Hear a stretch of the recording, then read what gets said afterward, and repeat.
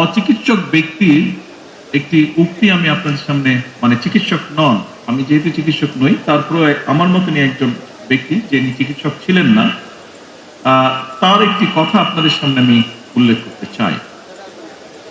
আপনারা অনেকেই হয়তো তার নামের সাথে পরিচিত আছেন। এই ব্যক্তিটির নাম হচ্ছে টমাস এডিসন। তিনি একজন মার্কিন বিজনেসম্যান ছিলেন, একই সাথে উদ্ভাবকও ছিলেন।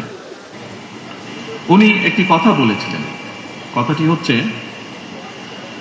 ভবিষ্যৎ চিকিৎসক কোনো ওষুধ দেবে না, বরং তিনি রোগীদের মানবদেহের যত্ন এবং খাদ্যাভ্যাস এবং রোগের কারণ ও প্রতিরোধের বিষয় আগ্রহী করে তুলবেন। উপস্থিতবৃন্দ, টমাস এডিসনের এই চিন্তার সঙ্গে বর্তমান সরকারের স্বাস্থ্যসেবার নীতির একটি মিল হয়তো আপনারা খুঁজে পাবেন।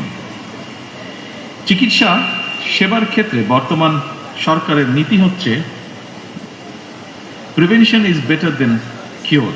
বর্তমান সরকার মনে করে মানুষকে যদি শুরুতেই রোগের উৎপত্তির কারণ এবং প্রতিকার সম্পর্কে সচেতন করা যায়, তাহলে খুব সম্ভবত সহজেই অনেক রোগেরই নিরাময় করা সম্ভব। এই প্র্যাকটিসটি ইউরোপে এখন ধীরে ধীরে শুরু হয়েছে। বর্তমান সরকার নতুন করে, আপনারা এর মধ্যেই শুনেছেন যে এই ব্যবস্থাটা,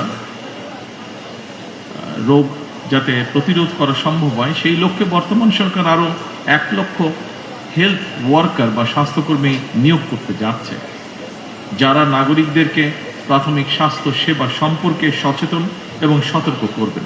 তবে হেলথ ওয়ার্কার বা স্বাস্থ্যকর্মীদেরকে যথাযথভাবে প্রশিক্ষণ করার ক্ষেত্রে অবশ্যই চিকিৎসক বৃন্দকে নেতৃত্ব দিতে হবে।